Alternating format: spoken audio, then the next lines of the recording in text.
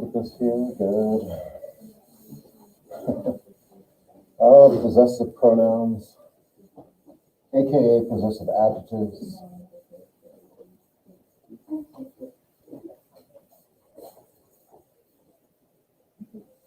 All right. So, did I mention a mating festival? Did I get that far? Yes. Yeah. Everybody remembers that, right?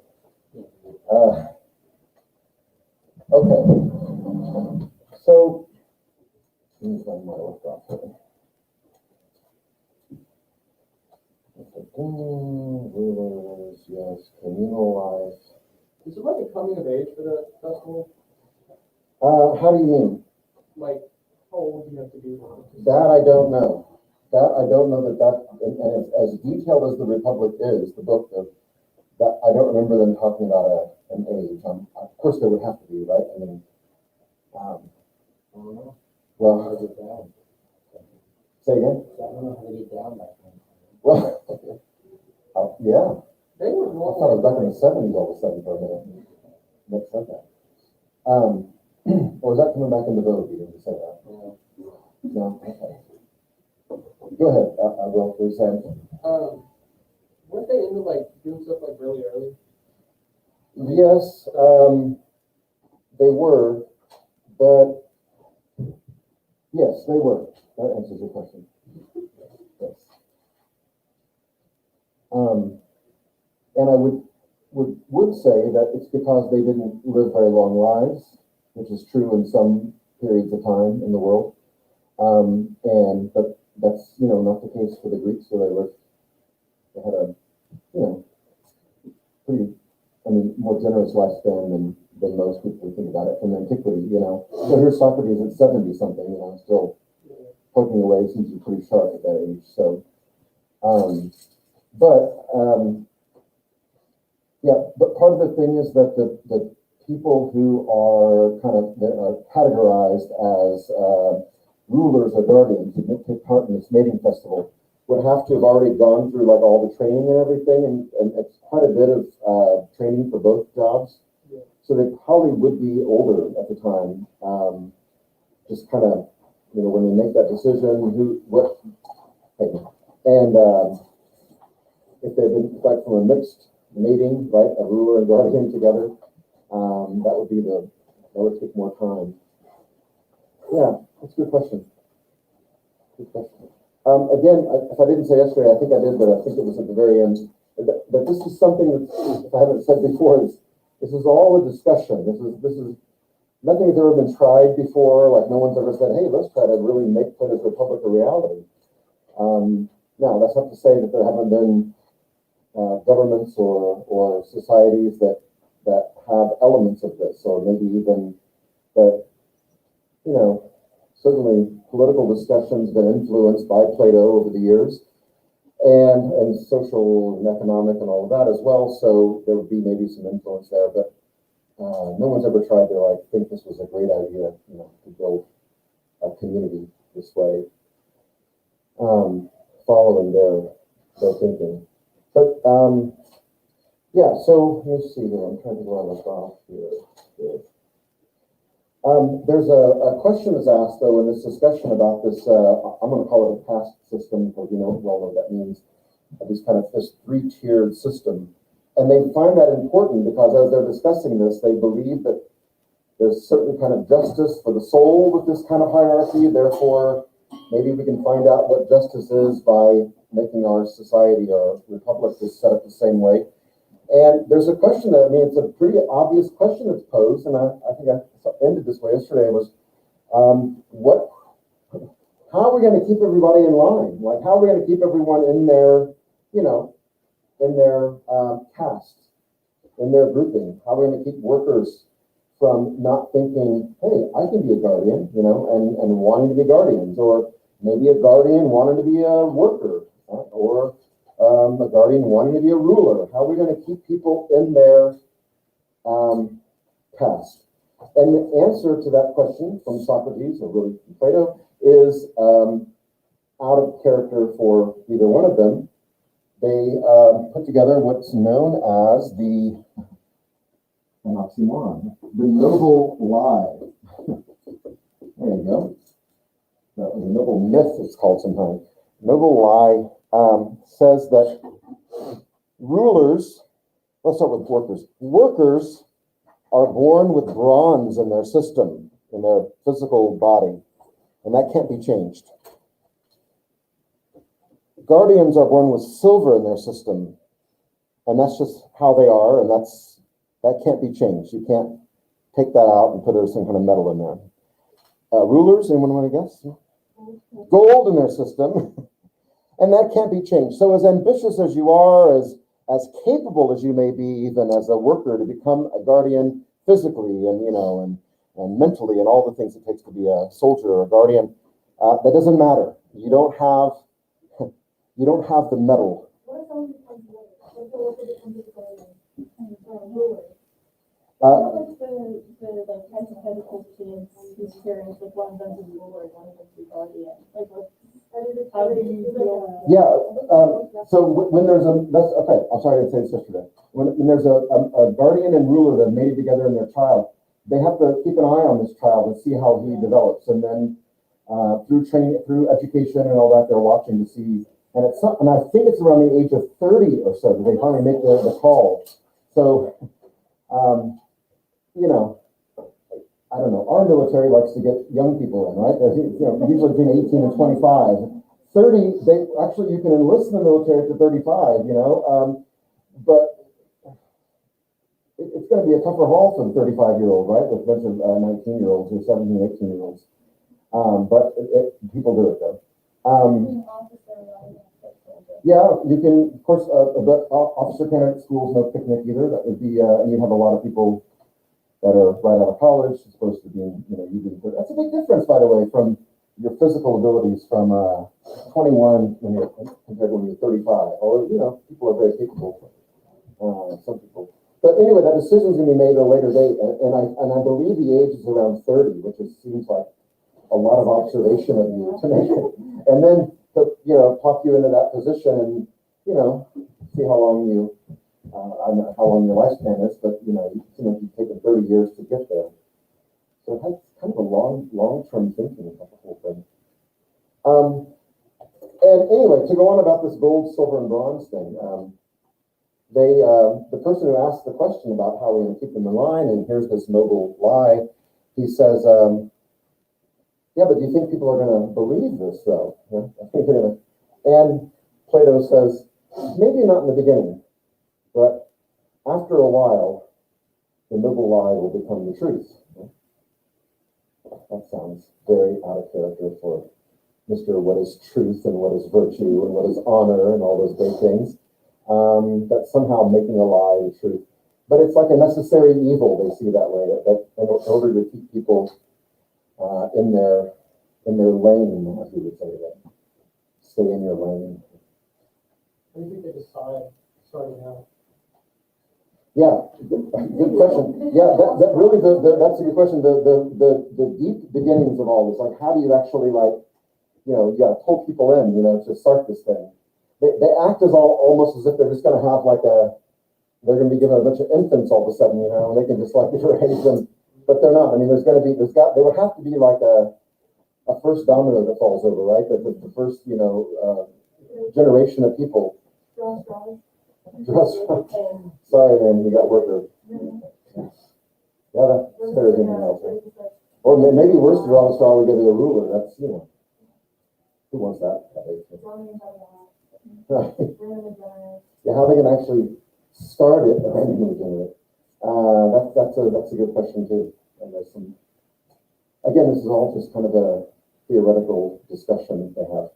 Someone else, I said something or asked a question in between there. Did you say something in there? Just like a few seconds ago?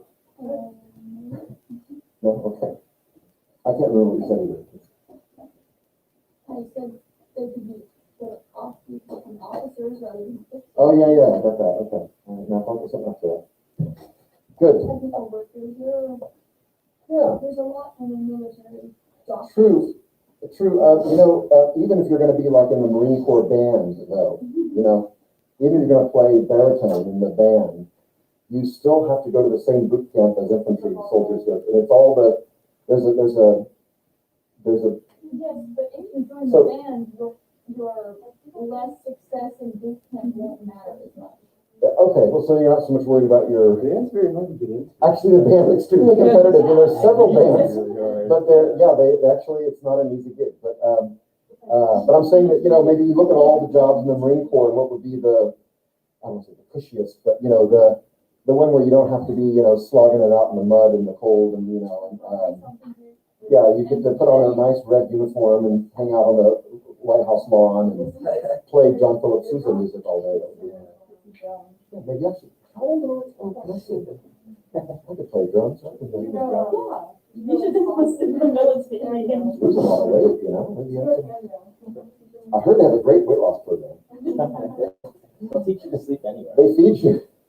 They feed you very little and run you all day long. Huh? Just say one more time, Robin. Yes. Yeah, like you could, Yeah, if you wanted, no. Yeah, no, it pays. I mean, come back. if you're in or even in the reserves, they pay, or the National Guard, they pay for college. Yeah. I just like the military. I don't think you can go to Harvard on the GI Bill, but not sure. Believing, Yeah. the army as some If kind of. you get in.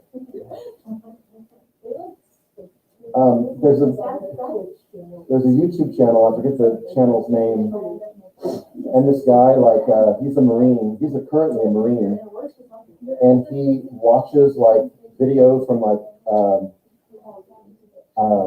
boot camp or special training camps. You ever watch any of these? Yeah. And the guy's but he watches a lot of things you never heard of before, I watched one a couple days ago. I didn't even know. I mean, yeah, it's just German. But the German army has a special forces group. It has a K for commando. I know that. It's like KSK, yeah, KSK. And I mean, man, it was like their hell week. It was brutal. It was brutal, and there was no mercy. Like the guys who are running it, the officers who are running it, were just relentless, and they're walking up this steep hill with these big logs on their shoulders, about this wide. And after they've done all this stuff, they haven't slept in 3 or 4 days. First they're yelling at them, and one guy just drops the log, just throws it over on the side. He's like, I'm out. That's it. And he's made it. He was like, yeah, no, he was an hour away maybe from. There was more things coming up, but he was not very far. But that's an instant, you're out. And out of 50 people, 11 went through, got through to the next, which I don't know how that ranks after the SEALs. I think they lose a lot of people. They lose a lot of people. And then there's one he does, the same guy he does with the French Foreign Legion. And, there's another one the guy does with the French Foreign Legion. And, right away, he's like, okay, well, no, it's hardcore. It's hardcore. Even the Marines okay, now,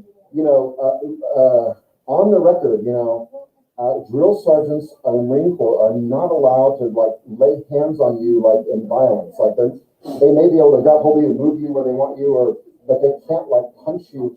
But right away, these guys are they're just taking, and they can't do anything. You gotta take it. And this one guy, he joined. I think my closest Nick Ross, a German class a while back.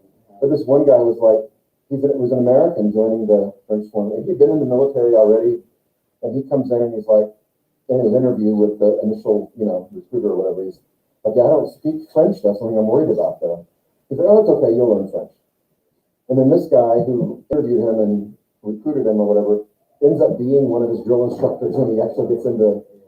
And every night, he rolls this guy out of bed. They have night vision camera going in there. He just grabs this guy off his bunk and just rolls him onto the floor, and he's screaming at him in French to do push-ups. And he's just like, I don't know what you're saying. I don't know what you're saying. And of course, they're kicking him and everything. And then finally they let up and they get him back in bed. And then this goes on night after night after night. Finally, they roll the guy out of bed, and they're telling him, you know, and he says in French, he just all of a sudden says, I understand. Right? They're comfortable. And he starts doing push-ups. And then the guy like walks away from the, you know, after it's over, and the guy's done the job back in his rack, and he like comes over and he's like, and tells the producer, he's like, you see that? I told you he would learn French. And then I'm thinking to myself, Nick, well, this is a methodology I've never really considered before when it comes to teaching German, you know? Maybe I should show up at your home, you know, and just throw you out of bed and start screaming. Yeah, I'm screaming in German, and the screaming in French sounds beautiful, actually, but they could get pretty ugly, you know? You might really pick it up pretty quickly, but I thought about it, but apparently there's some legal situations, yeah. I think that we just have to sign a thing and start the class, like, oh, wait, yeah. Sign away from. Yeah, you need a waiver. It's like a lengthy, it's a lengthy, no liability option, lawyers, yeah, lots of fine print. Right, if you break my wrist. You know, the people in the French Foreign Legion are not French, they're from all over the world. And so people come there, and a lot of times they come there because they're in trouble with the law, like wherever they come from. And they go there because the Legion gives them a new identity. And if they stay in for 4 or 6 years, they can get French citizenship with a new name, new everything, new passport, everything. And yeah, and so a friend of mine was in Afghanistan in the war. Early on, he was there, and he had some Polish troops he was over, you know, and some people from the French Foreign Legion, or a group, or whatever they're called, a battalion or not battalion, platoon or whatever. And so every day they'd make up a duty roster, and he'd be like, okay, so I need for these Americans, I need for you guys to go to this part of town and go check this out and take care of this. I need for the Polish soldiers to go, and that should take you about 5-6 hours to do that, and some travel time. Okay, that'll take all day. And then the French Foreign Legion, they always give them the hardest job, like, you know, you need to go this way out, you know, and bring this guy back, and he's very dangerous, all the whatever it would be. And it said that should take you all day for sure. So they'd be back like in 4 hours. They're like, yes, here it is. What else should we do for you? They're like, God, just take it easy. I guess that's all we need for you to do. Okay, they could never give him a job that he didn't get done like that and come back and be ready for more. And then he said, but I felt bad for them because that's why I tried to give them a harder job, because their sergeant though they don't have, like American soldiers, like, okay, well you got it done in 4 hours, what I thought was gonna take 6, then just you're off for the day. That's it. And you go back and kick back or go get a beer or whatever. This guy, like, there was no time off. Like, if you got back in 4 hours for an 8-hour job, like, okay, put your packs on, we're gonna go on a hike, you know, or learn calisthenics the rest of the day. He said, I felt so bad for him because I try to keep them busy all day, but they come back and want to do more, and then they end up doing worse stuff, you know. Anyway, yeah. But he said, he said, the best thing about the French Foreign Legion is none of them are French. That's it. I don't know. I have nothing against the French. I don't know. They seem like decent fellows. Yeah. But there's a reason why a country maybe digs deep and asks people from other countries to come in and, you know, really do the hardcore military work. Especially the criminals. The what? Especially the criminals. Yeah, it's like they actually like that though. They actually, I mean, the Legion wants people who are, you know, are like that, because they'll take that energy or whatever or that ability, that sociopathy you have, and they'll hone it. You know, they'll make you into a killer for them. You know, so it's only to kill somebody and then go eat a steak dinner. You know, a few minutes later, that's what they want. You know, and they can take that and they know how to harness that somehow. Oh, wow. Of the who? Let's just lump them all in as French. Yeah, it's in there. They're all there. Okay. So that's how we're going to keep them in line. We're going to tell them this lie, and then we're just going to go on and, yeah. After a while, they'll all be on board and realize they can't change where they are.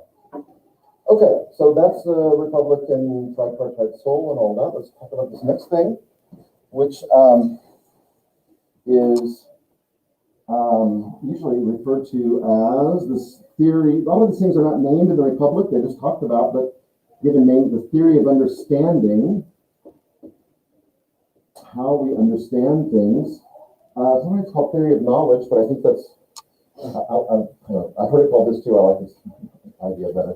And he again draws out it's more like a graph or a graphic here, I guess, of this. And he's sometimes has a line down the middle and a line down this middle, and then making it off into 8 sections here.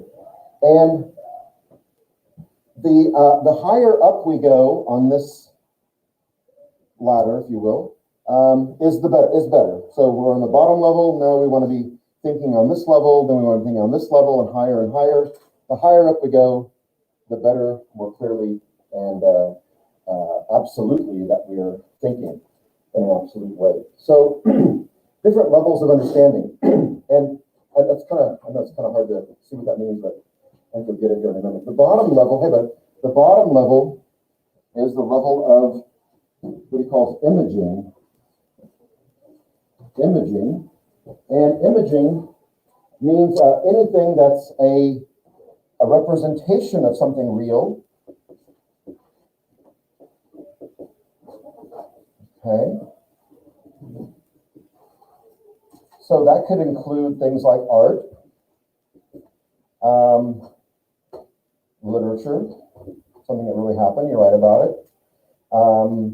Even maybe music, maybe could represent something that's real that happened.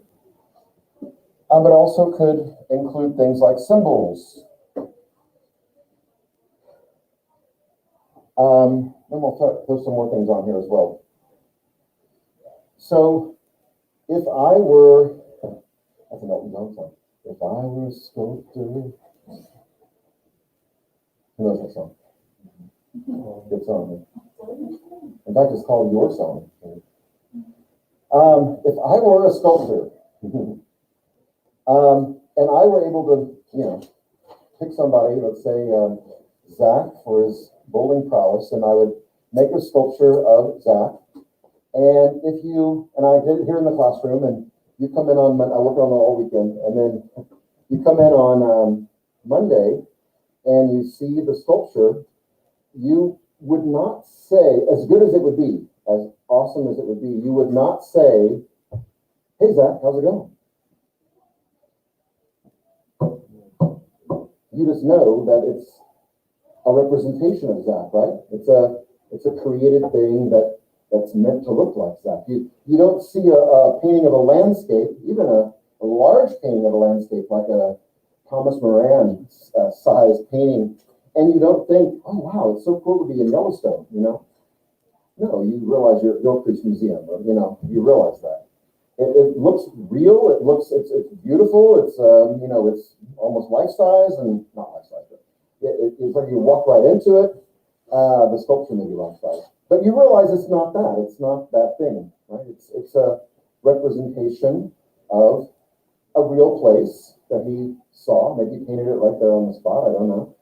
And it's for us to enjoy here now. That's why Thomas Moran, by the way, was hired, was people couldn't go out west so easily. So they sent the artist out there, bring back some paintings that we can all see. Right? All right. So at the same time, so art would be one way. In literature, I can obviously use words to write about something that actually happened.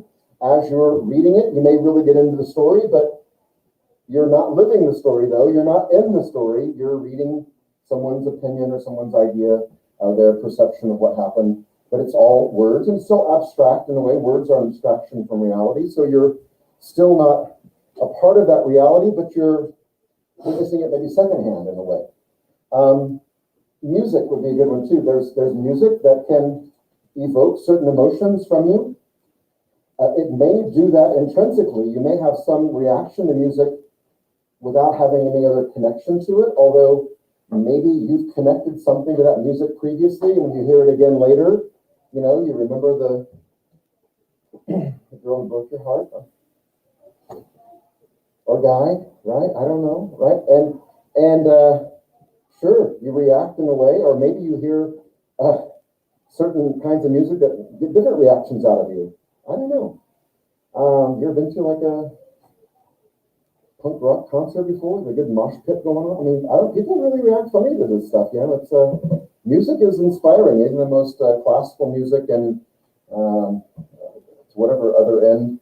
Yeah, music. There's a great movie. I don't know if I ever showed it in German class about Beethoven, and he talks about this too. That music has a special place that other arts don't have. That music actually gets inside of your mind and your soul, and it takes you into the mind of the composer. And he's talking about how,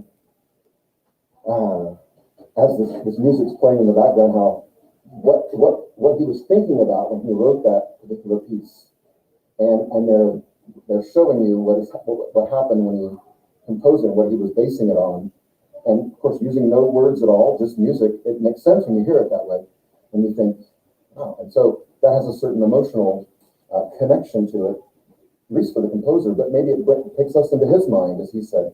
Symbols, of course, so we got lots of symbols there in the back of the classroom for countries and places maybe some of you don't know.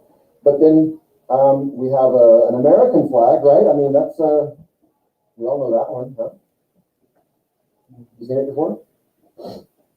No? Okay, a couple times. All right, so, yeah, so, but again, like the music is not the event. The music's based on some event that happened, good or bad, tragic or comedic, whatever it is, it's something. But a flag is a representation of something. It's a symbol of something. The flag is not the United States of America, right? The flag is nylon, right?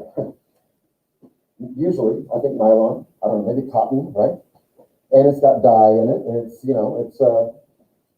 been sewn in a way that it can have some resistance to the weather and all. Okay, but that's what it is, though. That's what it is. But we attach this larger meaning to it, and with flags, people can be really moved emotionally by what they when they see a certain flag waving. Yeah. So this, of course, didn't happen this last year because of all the COVID stuff. But here in 4 years, I guess, or 3.5 years, more than that, we'll have the conventions, big conventions for the Republican and Democrat Party. And so you probably watched the convention partly before. I don't know if you see it. They'll just be for both parties, but they all do the same thing. They wave these huge flags, and there's just a sea of flags waving in the audience, and they'll be dropping like red, white, and blue balloons, right? And maybe red, white, and blue confetti. And there'll be music, not Marine Corps band, but the band will be playing Stars and Stripes Forever or some other patriotic music. And maybe they'll have like 3 Jumbotron televisions, and like a bald eagle will like fly across all 3 of them, like this, whoosh, yeah. Right, and all those things, and you'll see people on the floor, and even maybe people in your own household, they get a little choked up, get a little, Germans say a little verklempt, that's after you, that shit. But a little verklempt, Hey, get all patriotic feeling all of a sudden, seeing all that nylon waving around, and those latex balloons, and that paper confetti. Music written by somebody a long time ago. And a digital representation of a bald eagle. A bald eagle is not a United States, is it? Is it? Is a bald eagle the United States? No. Is a nylon flag? Are latex balloons the United States? Even if they're the right color. I don't know what the right colors are. So, but I can get emotionally moved by all those things going on at I'll use the example of a convention. But if I look out the window here, here's the United States right here. And I look at this window a lot, other windows in the school. I've never cried once looking out the window of the school. I've never got any surge of patriotism looking out at America. I used to go see all the way to Saxon Avenue, I think, well, that's not America either, I guess. I don't know. Yeah. I look out, and no one ever gets moved by this, by the reality. Rarely, right? Rarely. But man, you throw some red, white, and blue in there and some right kind of music, and people are a little nuts, I mean, and so this is something, this use of symbols, that it's a very powerful thing. Although music and art, these can all be powerful forces as well. And this is the lowest level here of thinking. This is not even real. This is representations of things that are real, things that are symbolic of things that are real, perhaps. But Plato sees all these things as being, it's dangerous. We're being moved emotionally by things that are not real. We're being moved by things that are just symbolic or representations of reality. Okay.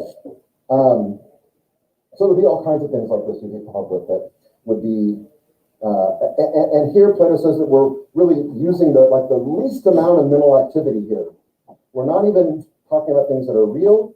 We're only looking at things that are created, that are represent real, and we're letting ourselves be moved by this emotionally. Maybe not necessarily sad or patriotic, be all kinds of emotions. Above all of this, though, moving up the ladder, so we want to keep moving up the ladder, are real things. Let's just say real objects.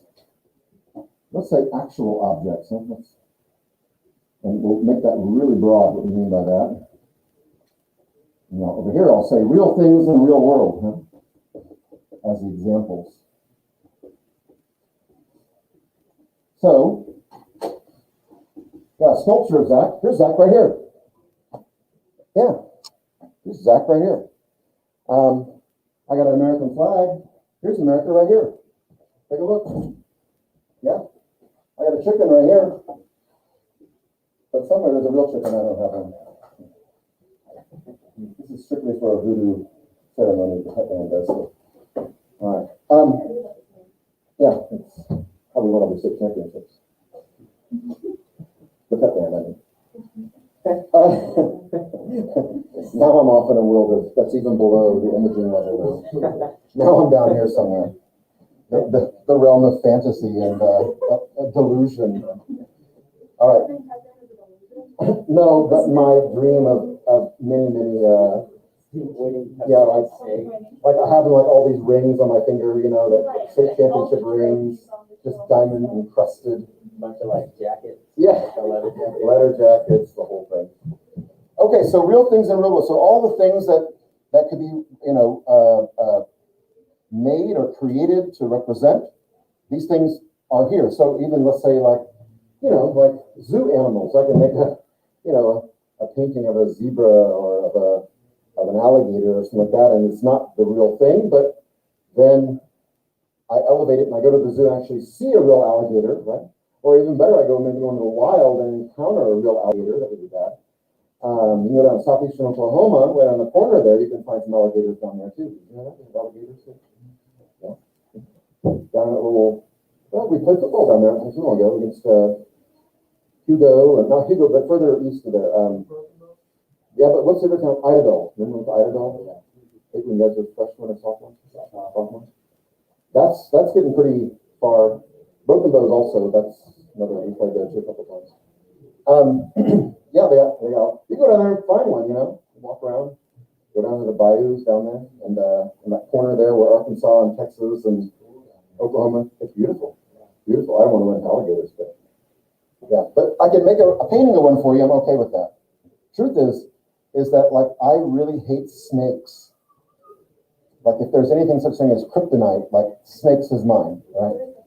And so I don't mind so much looking at pictures of snakes or even video of snakes. I don't really like it, but okay. You bring a real snake in here, that's it. I'm gone. So, I'm not in here anymore. No, I'm not in here anymore.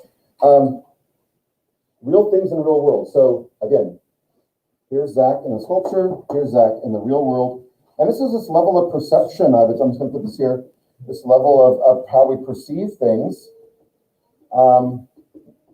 where we let our eyes, take in what we think we see, and we make assumptions about it. So when I come in this room and I see this thing right here, can you look over here? I see this thing right here. I say to myself, well, that's a chair, and I can sit in that chair. And I've seen chairs like it before, and I have something in my mind. I have an idea what makes a chair a chair. It's possible that's for sitting on, right? And so it's possible that I could be in some other culture, some other maybe very modernly constructed and outfitted home. And I may sit on something that I think's a chair that's not a chair, right?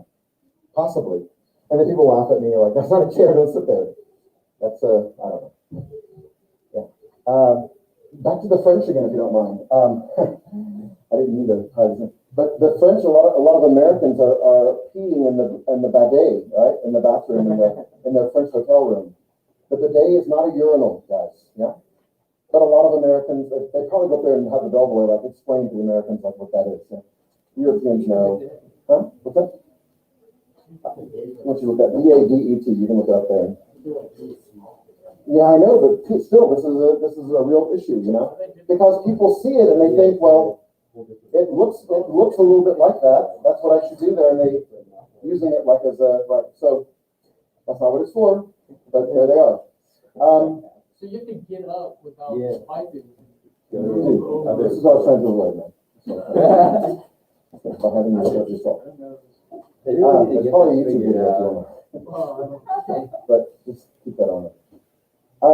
But people they take in, they've seen other things that look like that before, and they think, well, that's just like I see this chair, and I'm more confident about the chair than I am. I sit here in my room, I've actually sat on it before, I know, but I might see one like it or similar to it other places in the world and know that that's okay, that's meant to be sat on. So I have an idea of this level of perception. I take in stimuli, outside myself, and I see, oh, okay, well, it's possible that that thing I'm looking at is not a DVD player. It could be some other kind of component of some sort. There's lots of components that maybe look like a DVD player, but that looks an awful lot like a DVD player. My perception is pretty good, though. All of ours is really, at this point in your life. You've developed a pretty sharp level of perception. You see things and you think, that's a car. And I bet you're right almost every time. You see this and you think it's a chair. And you never saw this chair before, but you think it's a chair. And if you went to sit on it, there's an awfully good chance that it's actually a chair. Is there a possibility it's not a chair and it's not meant to hold something and it just collapses and you're embarrassed and hurt and physically and emotionally? Yes, it's possible, right? But it's very possible. I mean, not very possible, but it's possible. But we have a pretty good sense of perception that leads us to be able to make assumptions, and we move on those assumptions because we're usually right. We're usually, not always, but we're usually right. Okay. This is also this level here. Do we have psychology here? Yeah. Is it AP psychology? Yeah. So have you done anything? Is anyone in the class? Have you talked about Piaget? Is that a name for that? Really right now. You're really right now. Okay. Well, Piaget did a lot of different work. I mean, okay. But one of the things he did was with language acquisition. That's actually one of the ways I know about him from education classes for foreign languages. Like how children, how infants learn a language, their native language, and how they begin to attach words, which are abstractions, and if you think about it, to real things they're seeing. So, you go to I'm going to hold off on this problem. But Piaget that gives this idea that we're able to watch like a child, maybe around the age of, depends on when they start talking and they start really talking, but there's this kind of curiosity phase they go through. And if any of you have little nieces or nephews, or maybe even little brothers and sisters who are between the age of 2 and 4, somewhere in there, they're just a constant, what's that? What's that? What's that? What's that? And you all did it also, and so did I. What's that? What's that? That's a really important developmental phase because they're learning to attach words to things that they see. It's harder to attach words to emotions and things that they can't see. And this is one reason why children have a hard time expressing how they feel emotionally, right? Because they haven't made that next leap then to non-tangible things being labeled. But eventually they get there. That's why if they're like a child psychologist, they have a picture, of all the different little faces, like emojis, and they say, well, tell me how you feel today, and they'll point to a certain emoji, how they feel. They can do that. They can, visually, they perceive it, they know what that means, and they can, as far as giving words to it, they can. But that comes later, but we get that later. Yeah, so that happens in this level here. where we're able to actually perceive and say that's chair, that's a cup, that's a Kleenex box, that's a garden gnome. Are you okay? Do you spill something? I'm sorry. I don't know if I have any.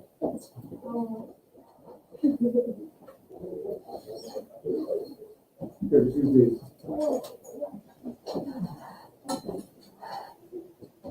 Oh, you got one. Will someone go to the bathroom and get her some paper towels somewhere? Yeah, I'll take it. Shay, can you wipe off my backpack? What's your second? Should we write off my back? Go ahead.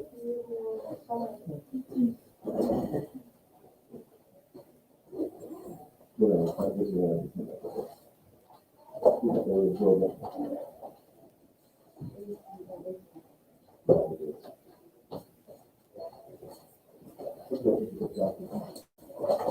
You going, oh. Was it expensive coffee? It smells very good. Oh. Cold coffee.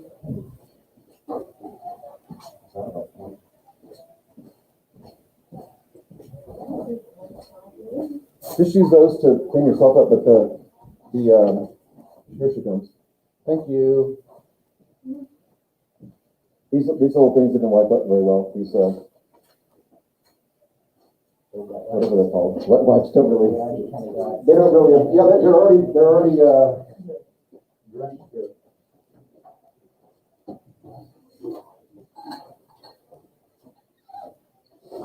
You need more of these? Maybe. Yeah, okay.